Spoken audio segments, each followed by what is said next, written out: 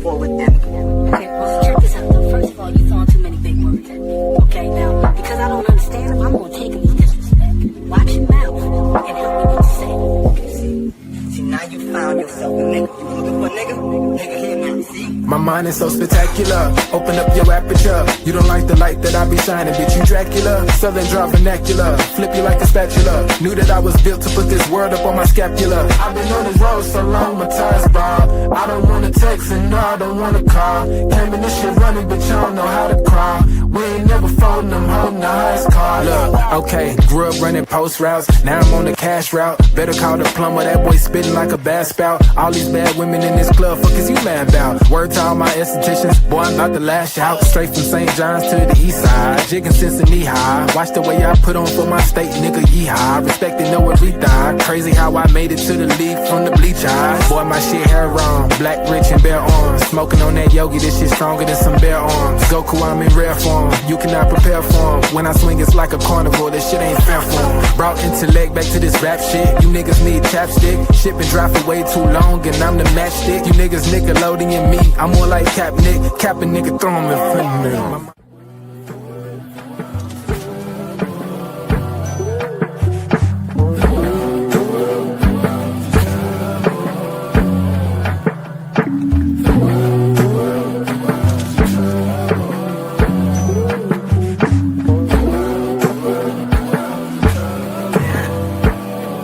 Party favors on the table, you can pick and choose. I would be lying if I said that I don't get confused. I'm just a player in the game and I don't pick the rules. Why trouble always seem to find the ones with shit to lose. About to blow like we just lit the fuse. We double dutch into this dough, I get this shit in twos. Push the button, get it started, put that shit in cruise. A little dust up on his heart, I barely get to use. A fool flatters himself, a wise man flatters the fool. Man, I just came to get it started like mechanics with tools. Cause in my hood, if you don't pack a tool, you planning to lose. These young boys deserve Oscars, they be acting a fool. A couple loose screws, but they hammer accurate. Ooh, I know some niggas stuck on drugs and manufacture it too. School of hard knocks, we all got our bachelor's. Food, no cap and gowns, but we all had to master. Party favors on the table, you can pick and choose. I would be lying if I said that I don't get confused. I'm just a player in the game and I don't pick the rules. Why trouble always seem to find the ones with shit to lose.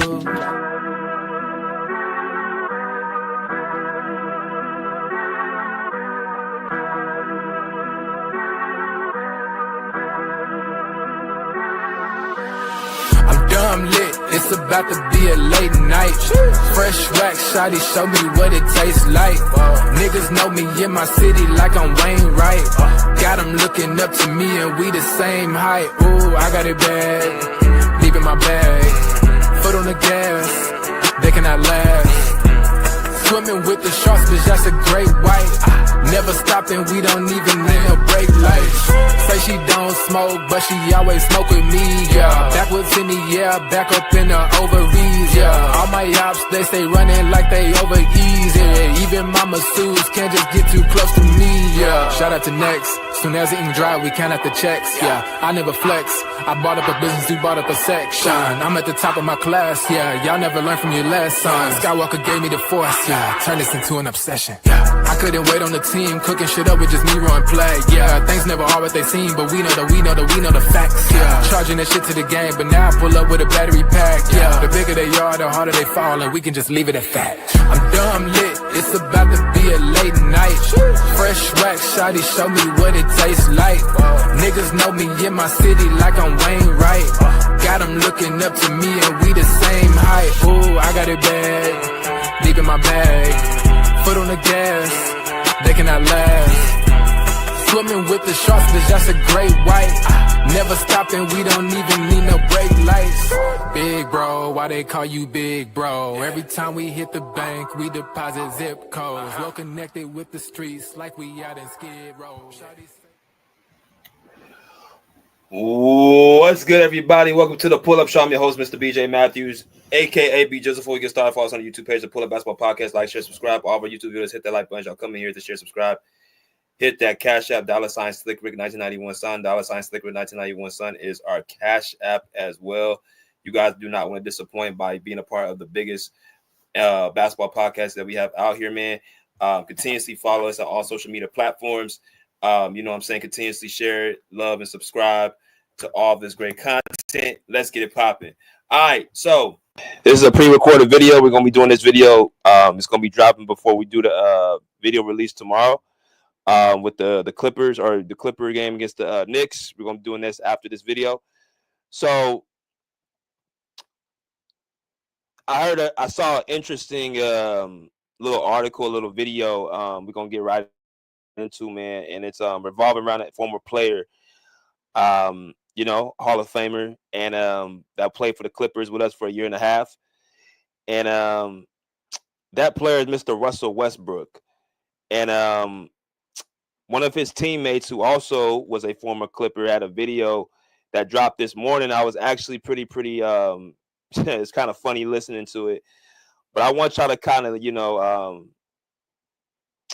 get a chance to kind of hear the video. I'm gonna go ahead and put it right here on the screen so y'all can see it for yourself. And like I said, y'all come in here, make sure you guys hit that like button. Bones Hyland. There is a post on Instagram I've seen, but we're gonna be playing this one on Twitter X, where former Clipper Russell Westbrook has some choice words to talk about, the team and his exit on his way out, and it brings a lot of clarity on what went on, behind the scenes, and some things that brought some clarity. And I want to talk about this because this was kind of swirling around the internet, but I want y'all to kind of hear what Bones Hyland had to say about a conversation he had with Russell Westbrook during the season last year, about his situation. I'm gonna let y'all kind of hear, and we're gonna get right back into it. All right, here we go. He actually like funny as shit, bro. I'm gonna tell y'all this story, bro. I swear to God. No, look, I gotta tell it, bro. No, look, dog. It was one time. So, we was on the Clippers, bro. Hold on. So, we on the Clippers, bro. I swear to God, bro. He wasn't playing like that, So I guess like Lewis cut his minutes down, bro. So he played like 10 minutes a game, bro. I swear to God. After the game, bro, he called.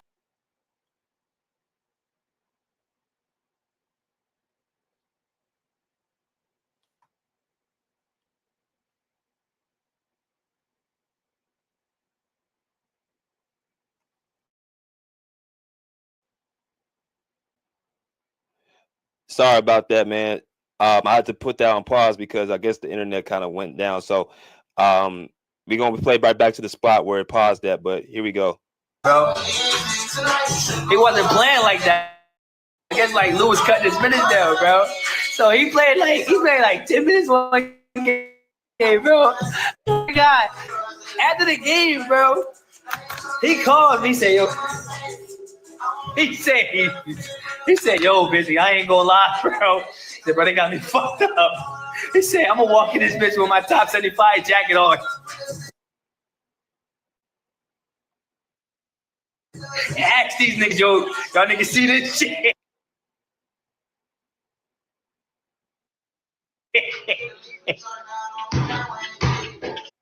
Hold on. So, we on the Clippers, bro. I swear to God, bro. He wasn't playing like that, So I guess like Lewis cut his minutes down, bro. So he played like 10 minutes one game, bro. I swear to God. After the game, bro, he called me, he said, yo, busy, I ain't gonna lie, bro. He said, bro, they got me fucked up. He said, I'm gonna walk in this bitch with my top 75 jacket on. And ask these niggas, y'all niggas see this shit? Yo. Oh, man, bro. I was in fucking tears, bro. That shit had me.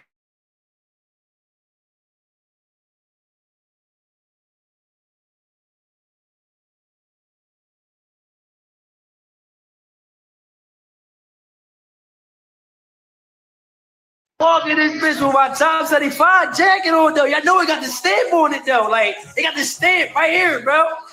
He said, bro, I'm gonna walk. You know how we walk through the tunnels and shit, like get our pictures taken before the game and shit. He said, bro, I'm about to walk through here, bro, and I'm about to ask you, yo, y'all see this shit? Like stop playing with me, bro. I'm like, he's so funny, dog. Like he's at you with a straight face, bro. Like that's one thing I swear to God, like I really respect. Like that's really my brother, bro. Like I call him like when I got a camp or some shit, he'll answer. Like you feel me? Like that's really my man, bro. Bro, he is so funny though, dog. I wish y'all can really like meet the nigga, bro. All right, so that that's Busy Bones Hyland, who's now on the Minnesota Timberwolves.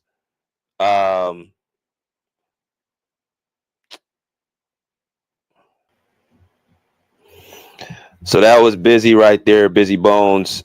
Speaking on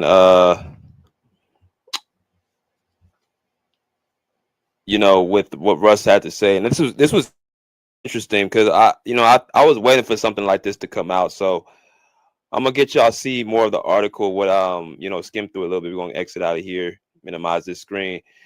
So it says right here on the top, on the headline, it says Russell Westbrook's ex-Clippers teammate story goes viral. Former LA Clippers guard Bones Hyland told a hilarious story about ex-teammate Russell Westbrook. All right, let's read a little bit into it. It said future Hall of Fame point guard Russell Westbrook had a short 2-season tenure with the LA Clippers. Actually, it was a season and a half. But his time in Hollywood did not go as expected. Through 89 regular season appearances, Westbrook averaged 12.2 points, 5.0 rebounds, and 5.2 assists per game.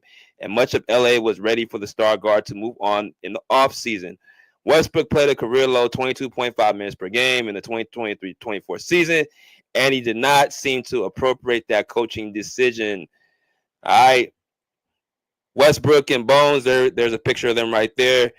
Former Clippers guard Bones Hyland went on TikTok live to tell a hilarious story about his LA teammate Russell Westbrook, and he has gone viral on social media. I guess Lou was cutting all his minutes down.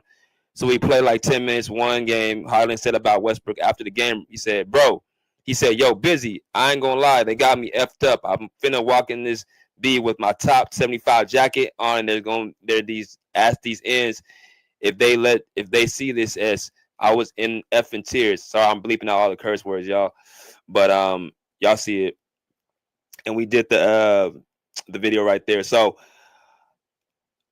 I want to give out some my thoughts about this because, like I said, it's an interesting story. As y'all sit back and relax, enjoy this. We're going to go over some stuff. We're going to go over some, scenarios. We're going to go into some things that we can bring up and, use as, law because, it's said by his ex-teammate. And by the way, Westbrook left. I can confirm that was very true, what he said. So this is interesting. But let's get into, a few things with his numbers and stuff like that. And, some, figures that we always do here at the pull up. So Russell Westbrook averaged 12.2 points per game, 5.2 assists, and 5.0 rebounds in 89 games for the Clippers in his career. All right, y'all can see the 2 seasons right here. He came on the team in 2022 in that summer or in that All-Star break. I'll never forget that. That's when he came onto the squad. And, he came from the LA Lakers. Now, when he came onto the team, I'm talking about Westbrook, I was a person, one of the few that actually really vouched for him to come onto the squad. A lot of people were really kind of against that. A lot of people were saying, why do we need him? We don't need Westbrook on the team. He just came from the Lakers, yada, yada, yada. Like, why do we need him on the team, BJ? Like, he's going to ruin everything. And I'm one of them type of people that like to give people another chance if they either earned it or I see the value that they can bring to a team. So you got to remember how Westbrook got to the Clippers. Paul George vouched for Russell Westbrook to come onto the team. And he said he wanted, we needed a guy who could, be our point guard. I think he'd be good for us. So I would say about 90% of people were against this move, right? You know, like I said, I like to stand alone on my, you know, my own shield, right? So I'm on the pod at the time, y'all remember, and I'll say we can use this guy. But people were so skeptical about Russell Westbrook coming onto the team because of what happened with the Lakers. Now, on his way out from the Lakers, his name got tarnished, and basically, you know, he was basically casted out as the scapegoat playing with LeBron James. You know what happened? Him and LeBron James play a lot of the similar way. And he was somehow being blamed for, you know, being put into the corner because he couldn't hit 3-point shots and, you know, him turning the ball over, things of that nature. And he got pretty much scapegoated for it, as a lot of other LeBron James's teammates when he doesn't win, a la Kevin Love, a la Chris Bosh, a la, you know, Dwayne Wade, when he was hurt, a la, you know, Russell Westbrook, a la AD, Anthony Davis. And now you have Luka Doncic, who apparently you got people saying is a ball hog. Shout out to Chris Broussard, as if he hasn't been a ball hog for his entire career with the Mavericks. That's for a whole nother day. Bottom line is Russell Westbrook and LeBron James play the same way. Both ball dominant. Both like to play in transition, except one guy is a little bit bigger, stronger, and, you know, just a little bit better than the other. So when you got one ball and you got two guys that do the same thing who have been dominant players on their respective teams throughout the entirety of their career, you're going to run into some issues. And that's exactly what happened with Russell Westbrook. So he goes to the Lakers and it doesn't work out, and he gets pretty much casted as a scapegoat. And people pretty much say Russell Westbrook is a cancer. He's called a vampire, things of that nature. So the Clippers and a lot of fans did not want to deal with Russell Westbrook. Even when you look at Russell Westbrook's stats, and I'm not all of a stats guy, if you look at his stats with the Lakers, you know, he actually wasn't bad as a third option. He averaged 17 points, 7 assists, and 6.9 rebounds, right over 7 assists in 130 games as a Laker.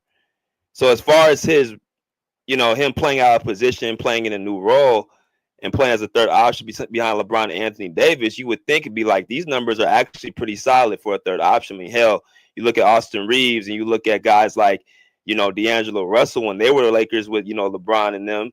They are not averaging these numbers. You know what I'm saying? But people look at them and say, like Austin Reeves, like he's the, you know, the white mamba and the hillbilly Kobe and all this stuff. They want to, you know, say he deserves to be extended for another contract and things. But this guy gets said he's how bad he is because he misses a few layups and, you know, turns the ball over, stuff like every other player does. And you got Skip Bayless making the blooper reels. That's why I say a lot of this stuff comes down to narrative based, right? Basically, you had a guy playing out of position in a position he doesn't deserve to be in. And I was one of the few that actually seen that. Didn't fall with the, you know, okey doke and said how bad of a player he was. I said, okay, let's get this guy. Because what we need with the Clippers, I felt at the time was a guy who could be another ball handler. First of all, I think we need another voice in there. We need a guy that's going to hold guys accountable. And a guy that's not going to be afraid to speak up, because at the time I felt Kawhi Leonard and Paul George are two mellow guys who one guy in Kawhi chooses to do his leadership by example, and the other guy in Paul George is a mixture. But, you know, it helps to have a guy who's going to be that, you know, outspoken player who's going to call guys out, is going to, you know, have them play a little bit harder, play a little bit better, or play a little bit harder. Right. So that's what you get with a guy like Westbrook. Every team he's been on, he's going to play at a high level, or they're going to play with effort. Right. So he goes to the Clippers. Right. And the first season he's with the Clippers, actually, you know, pretty successful, averaging 15 points a game, 7 assists, 4 rebounds. Right. His field goal percentage shooting, he shot 48% from the field. I think he shot, let me see. Let me scroll to the side. He shot 48% from the field. He shot 35% from 3. He shot 65% from the free throw line. That's another thing, too, about Westbrook. his free throw percentage went down quite a bit. I'm not so entirely sure why. Before, when he was at OKC all them years, he was a very, very efficient free throw shooter, shooting around 80% from the field, and being a very, very good mid-range shooter. But as far as the other two splits, as the field goal and the 3-point, he was actually above average, right? So, he came in as a starting point guard. Played 21 games, and then he played into the playoffs as well. As y'all come here, make sure y'all smash that like button. So Russ, first season, had pretty solid numbers. Check this out, though. First of all, you throwing too many big words at me. Okay, now, because I don't So understand, Russ, I'm going to take him as disrespect. Watch your mouth. sorry about that, y'all. I don't know where that came from. If y'all saw the intro again, that was just a mistake. But basically, when Russ came onto the team his first game, I don't know if y'all remember, he had 100. They scored 175 points with the Kings. Against the Kings, they lost 176 to 175. They went on a little bit of a drought where they were losing games. Now, a couple of those games, Kawhi Leonard did not play, but for the most part, as far as individually, like Russell Westbrook was, a person that gave the Clippers some, good things with all his, attributes. But a lot of people were, again, skeptical of Russell Westbrook. So that's fair. But you go into the playoffs, right? You watch the playoffs and you see what's going on. And you see right here, I want y'all to hear, kind of see what you guys are watching in round one against the Phoenix Suns. Russell Westbrook took the position as a starting point guard, and like I said, he shot 48% from the field. He shot, I believe, 41% from three. Right, played great defense on Kevin Durant, y'all saw right there, and he brought things on the court, and people started becoming, okay, this guy plays hard, this guy plays with toughness. That game one against the Phoenix Suns, a lot of people looked at Russell Westbrook like, okay, this guy's a dog, and he brings a lot of winning intangibles. See, a lot of times people look at Russell Westbrook's deficiencies and say what he looks at, instead of looking at what he can do on his, proficiencies, stuff that you can't measure on the stat sheet, second chance opportunities, how you're able to, galvanize your teammates, the competitiveness, stuff that can't be measured on a stat sheet, how other guys play with him, right? Norman Powell, right? You had Terrence Mann, that second unit, Bones Hyland as well, who's close to Russell Westbrook. A lot of these players, man, on the Clippers actually had great relationships with him. But people look at it and say, well, Russell Westbrook is such a bad teammate. Russell Westbrook is, not much of a asset because he's not the greatest shooter, which I told y'all before. Go back and look at what he was in OKC. Bro was a mid-range magician. I don't know what happened after, Houston, but he used to be a great mid-range shooter. But again, this season, he was actually pretty good, right? Game one, they had Kawhi Leonard. Game two, they had Kawhi Leonard. He got the game-winning block on Devin Booker, right? And then they have game three and game four and game five where Kawhi Leonard went down with injury, and they were playing without Kawhi and PG. So you go back and you watch this series, these three games right here, and Russell Westbrook, he was pretty much the solo act by himself. This series, he averaged 23 points a game. Great rebounding numbers, great assist numbers, high efficiencies, things of that nature. All around the board, we just had a great performance. So after this series, a lot of people are saying, okay, Russell Westbrook, we want him back on the team. Go back and look at all the comments, all the posts, everybody who were Clipper fans on Twitter. They wanted Russell Westbrook back on the team. And again, I'm getting to a point here. That's why I'm bringing all this stuff up. So y'all just sit back and watch. I don't do all this stuff for no reason.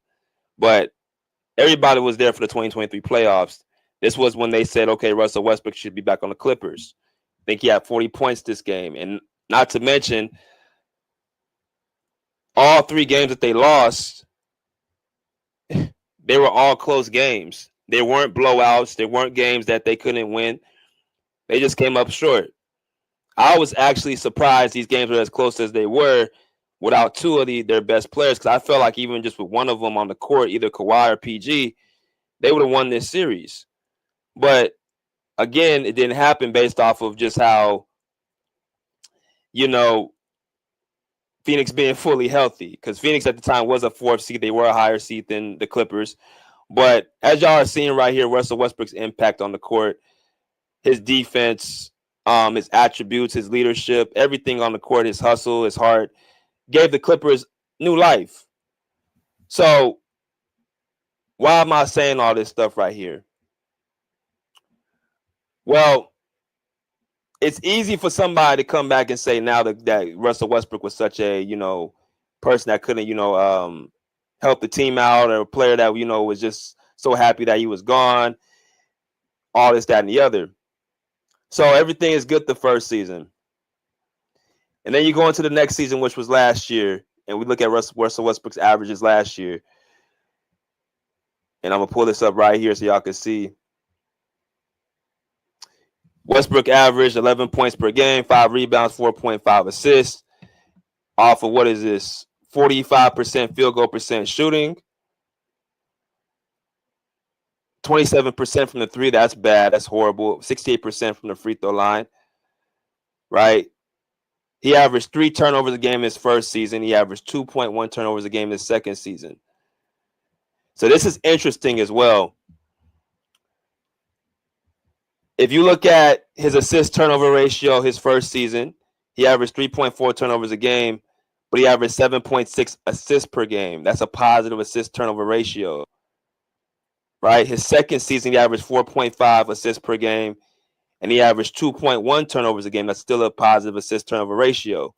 See, when you talk about turnovers and assists, if you double your assists over your turnovers, then you're fine. But if you don't double it and you still have, let's say you have 5 assists to 3 turnovers, that's not a good assist turnover ratio, because for every assist that you make, you're coming back with a turnover and more. That's how people need to start looking at these whole, he averaging 3 turnovers, he's averaging 4 turnovers. Look at the assists that he's making, because not everybody's turnover ratio is going to amount the same based off of your usage rate. See, that's how you got to look at it. Based off of your usage rate is going to be determined what is a good assist turnover ratio, how many assists you should have, or how many turnovers you should have. You look at these 2 seasons, he's had a positive assist turnover ratio. When you look at his field goal percentage, he's shooting good to above average, 45 and 48% from the field. Not good from the 3-point line, except his first season at 35%. Free throw line is bad. Right? Rebounding. 4.9 to 5.0 rebounds a game is pretty acceptable for a point guard like him. We know that Russell Westbrook, as far as a stat situation, is probably the best point guard you of all time as far as the stats go. But we all know we don't go by stats. We go by your winning, your attributes. But last year, something interesting happened. A report came out that Russell Westbrook was going to come off the bench. All right, so we got Russell Westbrook volunteering to come off the bench. Right here, this report was made last season. Russell Westbrook right here volunteered to come off bench, was Clippers' only good option. Now, I'm bringing this up because it's relevant to the video I played with Bones Hyland. So we just heard it from Bones about Russell Westbrook saying they got me effed up, basically messing with my time on the court. Now, Russ comes and says, or the team says, that Russell Westbrook has volunteered to come off the bench. Let's read. He says, since acquiring James Harden early this month, each of the LA Clippers 4 superstars have pledged selflessness to make their top-heavy roster work. But with the team flailing, Russell Westbrook has now apparently raised his hand to make a sacrifice. Westbrook has volunteered to come off the bench for a team needing a shakeup following 6 straight losses. Now, remember, last season, the Clippers were losing off of that four superstar lineup with Kawhi, with Paul George, with Russell Westbrook, and James Harden. Okay? And people were saying, okay, this is not going to work. And we all know the truth of what was going on. The basically situation was you got a bunch of guys who all need the basketball, a bunch of guys who've been the star players on their team, a bunch of guys who are playing, some of them playing out their position that they're at their roles that they're used to doing. So they're trying to find out something to, figure out. So it says right here, yes, this is coming from the same guy who had previously donned skepticism for saying he believes an injury was caused by him not starting. Right? He said, let's continue reading. He said, now Westbrook is apparently asking for a role he reluctantly accepted in the past.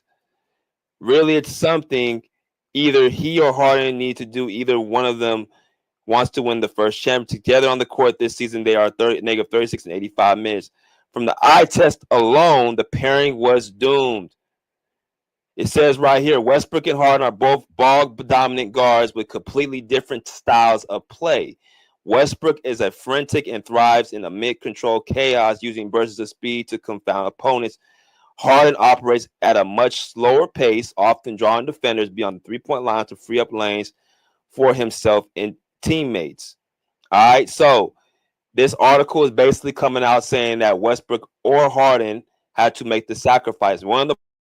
Because it wasn't going to be Kawhi and Paul George. You're not bringing Kawhi off the bench. You're not bringing Paul George off the bench. So that's out. So it had to be between Westbrook and James Harden.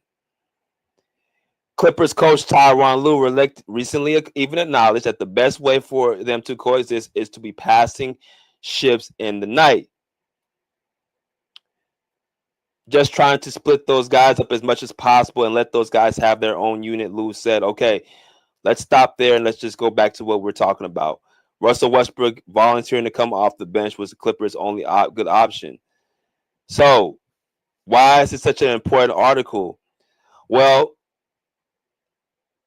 based off of since Westbrook's departure and based off of what Bones Hyland just said in that video about Westbrook being upset about the minutes, his minutes were being cut, there was some friction going on, and Russell Westbrook wasn't having it. Basically coming out saying, look, you guys saw me the year previously. You saw what I was doing, right? I come in the middle of the season. I don't even get a full season with the team. And now you bring in James Harden, and I have to be forced to come to the bench. But the story was made out like Russell Westbrook volunteered to come off the bench. Okay? Now, is that true or not? I'm starting to believe that it wasn't true. Actually, I'm pretty certain it wasn't true. I think Russell Westbrook pushed back. I think Russell Westbrook did not like the fact that he was coming off the bench. And not only did he like that he's coming off the bench, how they did it. How they did it was actually the wrong way to do it. And Russ found out, I think he was blindsided. Just being honest. I'm not a Russell Westbrook, that's not my favorite player, but I do understand what I'm looking at. I personally feel like Russ was kind of blindsided by this whole, caveat. You got a guy who came in at the middle of the season. He played well in the playoffs without the two best players. And then not only that, you come in the next season, they get a full training camp together, and they start off the season with a winning record. And not only that, they have the best offensive trio amongst Russ, Kawhi, and PG of anybody in the NBA. Right? It's a trio, Russ, Kawhi, and PG. So their offense was on point. It was the defense. Now, I'll let you leave y'all up to whose fault that is, but offensively, they had the best offensive rating, meaning they scored the best scoring average amongst those three guys. Right? So there was success there. Now, let me click off this real quick. Let me go into some other stuff. So, on his way out the door, Russell Westbrook has a bad showing in the playoffs, which in reality, Russ had to basically sacrifice his game yet again for the betterment of the team. And it's not the first time. Like I said, he did it with the Lakers and LeBron James, right? He did it with LeBron James. He had to sacrifice his game, but even with him sacrificing his game, his numbers weren't like terrible. His numbers weren't like, oh, I'm giving you like 9 points a game and, 2 rebounds and like maybe 1 assist. No, he was averaging very, very solid numbers. But if you listen to what the media said, he was pretty much just, almost out the league.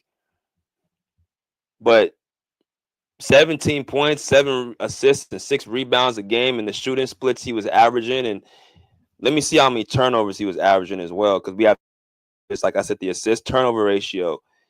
His first season with the Lakers, averaging 7.7 assists a game. Right? 7 assists a game. Let's see how many turnovers he averaged that year. So that year, he averaged 3.8 turnovers a game. 7.1 assists to 3.8 turnovers. That's a positive assist ratio. That's a positive negative assist ratio. And he played 78 games. He was durable that year. Coming off that year, if you guys don't remember, Russell Westbrook was All-NBA third team. That's the whole reason. See, people forget how Russell got to LA with the Lakers. He was traded there for 3 other guys, Kyle Kuzma, KCP, and Montrezl Harrell, for one player. Russell Westbrook was an All-NBA third team player that year previously. Took a Washington Wizards team with Bradley Beal being out half the season to the playoffs. See, a lot of this stuff don't get talked about, but people say based off of what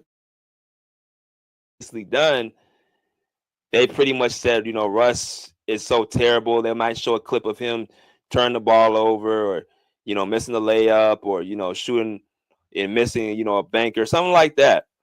And people will take it as law. Like I said, a lot of people don't really watch basketball. They don't really watch the games. They just sit up there and watch highlights and they listen to all these guys, these talking guys who don't have really no knowledge or no feel of the game. But if you're talking about a guy averaging 7 assists a game to 3.8 turnovers, that's a positive assist turnover ratio. Let's look at the next year. He averaged 7.5 assists to 3.5 turnovers. Shit, that's better than the year before. 7.5 assists to 3.5 turnovers. So both years he had a positive assist turnover ratio. Both years he was a third option, averaging 18 points one year and 15 points the next year. I mean, that's as good of a third option you're going to find in the NBA with those numbers. 18 points a game to 7.4 rebounds, 7.1 assists. That's as positive as a third option you're going to find. And he's playing out of position. He's playing off ball a lot. There was games he did play on ball that LeBron James didn't play, especially that first season. I could pick out points of the season he looked very good with just Anthony Davis being there. But the fact of the matter is it wasn't a good fit. And even with that not being a good fit, he still put up as good of a numbers as anybody can put up. He still actually, as much as people want to make him see as a turnover machine, average good, he didn't turn the ball over as much as people want to make him out to be. He shot 44% from the field his first year. He shot 41% his second year. That's average to below average. But at this point in time, you got to think all his second year, all the buzz, all the talk, all the slander he was getting by the fan base. I mean, mentally, it became a mental thing with him now. And I'm going to prove it. When you go from the Lakers into the Clippers and your shooting splits start to automatically go up, you start shooting 35% from the 3 outside of then, shooting 27% from the 3. Right? When you start actually getting some type of, success shooting the basketball, that's all a mental thing because your shot is the last thing I'm going to give y'all some basketball 101. As you get older, your shot is the last thing to leave you, not your athleticism, not your speed, not your strength. It's your shot. So if you got a guy at 35, 36 years old talking about he's having a hard time shooting the basketball when, years prior he was shooting,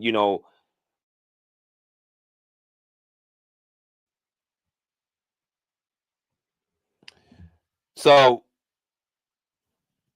if you look at the yellow tab right here, y'all see field goal percentage throughout his career. This is Westbrook's entire career, right? This is his entire career. What he's played in 17 seasons. I can't believe he's been on 17 seasons. 47%, 45%, 45%, 45%, 45%, 44%, 44%, 44%, 43%, 43%, 43%, 43%, 42%, 42%, 42, 41. So Westbrook steadily has declined his shooting. Now, 47, 45 for his first 6 seasons is actually really good. With the era that they played in the late 2000s and then in the early 2010s where it was more physical defenses, that's a really damn good field goal percentage. Now, you might say, well, a lot of his shots came from, in the paint, BJ and Duncan. Go and watch Russell Westbrook's actual film, how he scored mid-range shots, how he was able to pull up and shoot. He had one of the best mid-range shots in the NBA. And I'm bringing all this stuff up for a reason, y'all. So, Russ, in a lot of the years in OKC, years in Houston, hell, even years in Washington, like Russ had probably the best mid-range shot in the league, pulling up with his left, pulling up with his right. Because the thing about it is he was so fast coming downhill that defenders would back off, so they'll leave the mid-range shot to be open. He would pull up and hit that jumper. See, I don't know exactly what's going on, but before saying all this stuff, Russell Westbrook can't shoot, bro. Russell Westbrook had the best mid-range shot you could say in probably the NBA at the time. I know it's hard for people to believe, but this is just something in his game that I think it just came off of confidence. Like I said, ever since the Lakers situation happened, I felt his confidence just dropped. But before, as y'all are just watching right here, y'all just seeing him just pulling up on the dime. People say, oh, he just, focused on his athleticism. Man, Russell Westbrook had probably the best mid-range shot in the league. I remember because I used to watch him when they used to go up against the Lakers because that was my team at the time. He used to kill the Lakers off of that mid-range shot. He used to kill teams. He used to murder teams in the Western Conference. He used to bully guys. Remember, there was a discussion at one point for a couple years, that 2015 year, that 2016 year, right? 2014, 2015 as well. Them 2 years in OKC. There was a discussion who was the best point guard in the league between Russell Westbrook and Steph Curry. There was a discussion between them. So it's just amazing how many times people forget just who Russell Westbrook is, man. That's why I wanted to bring this up as well. When he said, I want people to, I'm going to bring up my gold jacket because the people need to know, y'all know what the hell, stop playing with me. Because it's crazy. The media has basically tarnished this man's career. And it's amazing how people just fall for it. Oh, he can't shoot. But I'm just showing you pull-up shot after pull-up shot. I didn't pull us out the sky. And like I said, when you get older, your shot is the last thing to go. But he's just pulling up with ease. Oh, he turns the ball over all the time. Man, go and look at a high usage player and tell me they don't turn the ball over as much as Russ has. LeBron James leads NBA history in turnovers. You got Russell Westbrook, you got James Harden. All these guys who are high usage players. Lukas Doncic is going to be up there as well. All these guys, look at their stats year after year, who are ball dominant. You're going to turn the ball over. But yet again, I tell y'all, don't worry about the turnovers. Worry about, does the assist turnover ratio match? If your assist ratio is higher, twice as much higher as your turnovers, then you have nothing to worry about. It's the problem when your turnovers are not half of what your assists are. Because if you got the ball in your hands, what are you doing with it? Are you scoring the ball? Are you able to make plays with the ball? Are you getting transition and flow with the ball? Like, what are you doing with the basketball? Now, I will say this. You can say Russell Westbrook for his own good. Sometimes I think his fire gets the best of him. But all this stuff, like he's just throwing the ball all over the place, and that's bits and pieces of what people take as the highlights. I just showed a 3-minute clip. There's other stuff as well. This guy's man is one of the best mid-range shooters at that time. So with the Clippers, what they did when they chose to pretty much say, well, I'm going to play him 15, I'm going to play him 20 minutes, basically it fed into the media narrative that Russell Westbrook was somehow, was kind of similar to what the Lakers was. Probably not as bad, because I don't think the Clipper Nation really booed him, but they said after that playoff series, they're like, okay, we're good off of Russell Westbrook, but not understanding that the man is playing the same way that he played with the Lakers with LeBron, because James Harden came into the scene. James Harden is just like LeBron. Ball dominant as well. Slow pace. Russ got to play off the ball more times than not. But James is even worse, because Russ likes to get up and down the floor. James slows the ball down. So that puts Russell into even more set for the defense to be like, okay, we can key in on Russell Westbrook and, have him shoot threes. Instead of him getting out on the floor and in transition, like LeBron likes to do, you can kind of shield that a little bit better with, fast break layups and dunks and stuff like that, where your percentage doesn't suffer from it. I'm about to end it right here.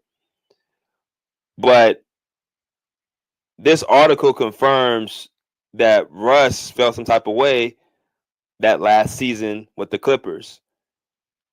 He felt like, they were disrespecting him. And you look at him now with the Denver Nuggets, with Nikola Jokic, they're actually the 3rd seed in the Western Conference. I think they're at one point the 2nd seed. And remember, the beginning part of the season, Jamal Murray was out for a period of time.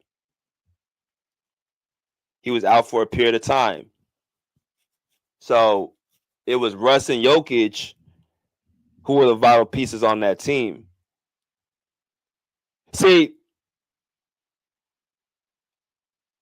people can say Russell Westbrook is this, he's that, but when you look at the teams he's elevated, or teams that he's gotten to the playoffs, or players he done made better, because if you go down the list from him starting his career, guys like Kevin Durant, MVP with Russell Westbrook as his point guard. With Kevin Durant, made it to the finals in 2016, or made it to the finals in 2012. Russell Westbrook was his second running mate.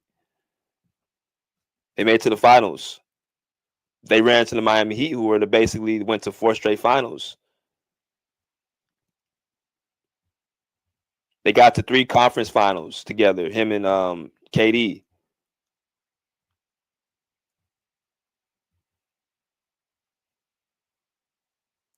He gets Paul George in 2019. Gets him that was his best season of his career. He was top 3 in MVP voting. He was All NBA first team, All NBA defensive first team, and led the league in steals. That was a Russell Westbrook being his point guard. With James Harden, a guy he don't even fit with, we've seen over and over and over.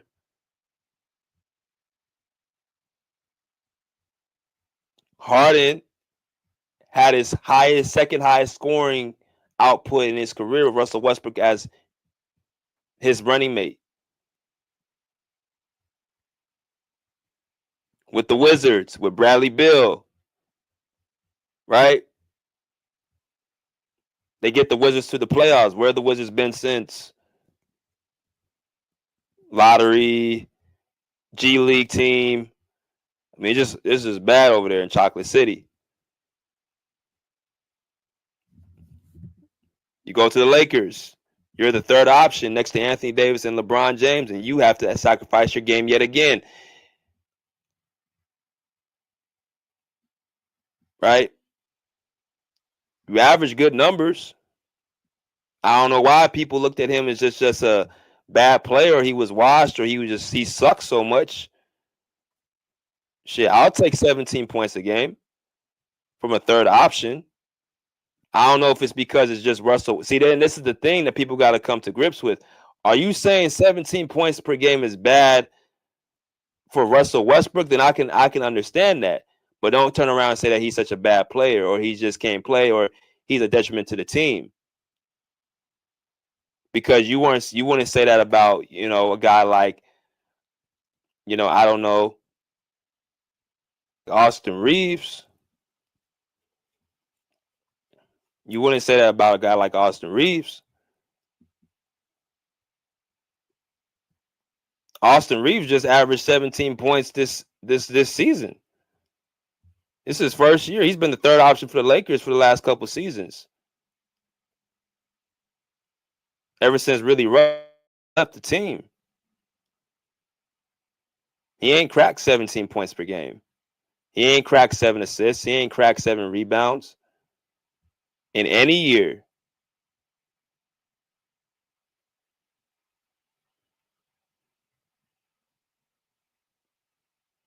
So, but people say Russ was so horrible. I don't get it.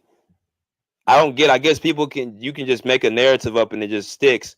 But he comes to the Clippers and basically he's ran out of LA with the Clippers because right after Harden came onto the squad, they can't play together. See, all what happened was with the Clippers is that Russ and Harden switched places because remember, when Russ and Harden came into the league together, Harden was Russell Westbrook's backup.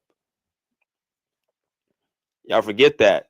Harden was a 6-man behind Russ for 3 seasons. So it was kind of able to work because James was able to come off the bench with KD and Harden being the forefront.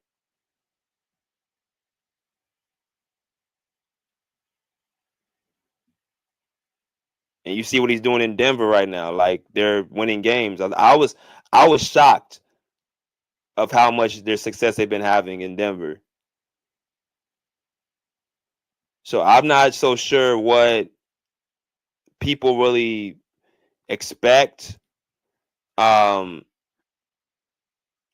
this was an interesting take from Bones. Basically, it comes off to me is like Russell Westbrook, like he felt like they were just playing disrespecting him, which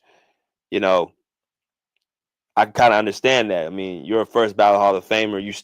You can see that he's still playing at a very good level, and you can also see this is why I think there was some snakish stuff going on because he has switched his role from being a starting point guard when Jamal Murray ain't around, or he's played with Jamal Murray to being off the bench, and he's been helping up with the guys like Julian Strawther, like Peyton Watson, like what I'm saying,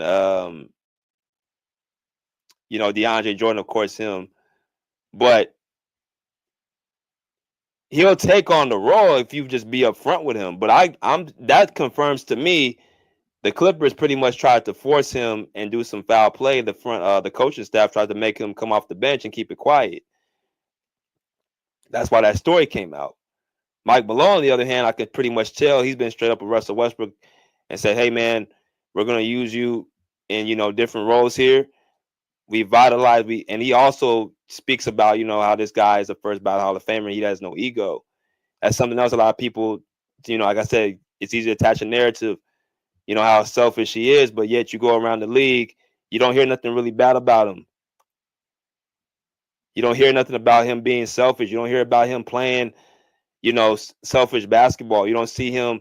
You see a lot of people speaking out for him. You got Bradley Beal, you got Paul George, you got Kevin Durant, you got who else am I thinking of? Hell, even Kobe Bryant at one point when he was saying, like, Kobe Bryant said that he was a guy he loved he loved because he was such a competitive edge. All these negative reports come from really the mainstream media. But that's beside the point, y'all. That's pretty much all I wanted to kind of bring out here, man. I know it's kind of a longer video, but this was an interesting story, and I hope I gave you some clarity about, you know, his career a little bit. I'm not, like I said, I'm not for the narrative. I'm not for the BS. So it was good this came out. But we back on again tomorrow, man. We're going to be talking all about the game. Until next time, pull up a seat, pull up a chair, pull up. Peace. Out of here like swim well.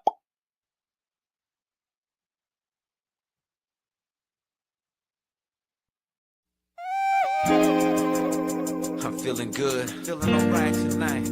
I'm feeling good now. Yeah, it's all good in the neighborhood, homies. Yeah, feeling right. I feel good, I feel alright. Cruising through my neighborhood on a warm summer night. I feel good. That's right, I feel good now. It's summer night. Summer days just sitting around, but when the sun goes down, I'll be ready to party. Them summer nights, keep the top on, drop all the girls looking hot, hit the photo and we just don't stop. Party until the morning light, ain't nothing like them summer nights. I just kicked it at home, I polished up the chrome, called the Ruka on the phone, let her know I'm home alone. It's 7:30 and the sun's going down, it's a summer night and the fun's going down. I pick her up and she looks all dolled up, sitting passenger in my rag and Paula. I let her know that she looks beautiful to me. The world's an ugly place, but she is such a sight to see. The kind of woman that would put up a fight for me. The kind that wants to spend a summer nights with me. The temp was 80 and I'm cruising with my lady, playing some Ralphie Bagan. Ooh baby, baby. I see my homeboys and they're cruising in their ride, with their ladies sitting by their side. People think we look crazy, but I think we look classy. But then again, that's only if you ask me. Summer days just sitting around, but when the sun goes down, I'll be ready to party. Ain't nothing like them summer nights. Keep the top on, drop all the girls looking hot, hit the photo and we just don't stop. Party until the morning light. Ain't nothing like them summer nights. My homeboys throw in the backyard boogie, so everybody gets together to unwind, relax and have a fun time. The DJ spinning, so I grab the mic and be like, ain't nothing like them summer nights. The party's packed with beautiful women and a gang of the homies that wanna get with them. And they'll say anything just to hit them, and it's usually a nice summer night when they did them. I don't know, it must be something in the air. Can't help but have a good time because the feeling is there. To some people, the feeling is rare. They're at the past saying, God damn, I wish I was there. To have a drink, have a token, hook up with someone fine, but the kind that looks up. Gotta keep some pisto in the cup, party until the sun comes up, but we give up. Summer days just sitting around, but when the sun goes down, I'll be ready to party. Ain't nothing like them summer nights. Keep the top on, drop all the girls looking hot, hit the photo and we just don't stop. Party until the morning light. Summer nights can keep a smile on your face. Gotta try to have a good time with your life, otherwise it's just a waste. Either way, I'm gonna party just in case. Like Prince party like it was 99 and 87, 88. I couldn't ask for no better weather. I'm right next to the Pacific, to be specific. The candy paint job glows under the moonlight as I close out my summer night and say goodnight. It's time to put the top up and park it, drop it, unplug the ground, roll up the windows and lock it. Walk in the pad and fall into bed as she lays on my chest to rest her sleepy head. And we do this all night long, from dusk till dawn. But it's not quite the same when summer nights are gone. But even when they're gone, it won't be long. 8 more months and once again it's on. Summer days just sitting around, but when the sun goes down, I'll be ready to party.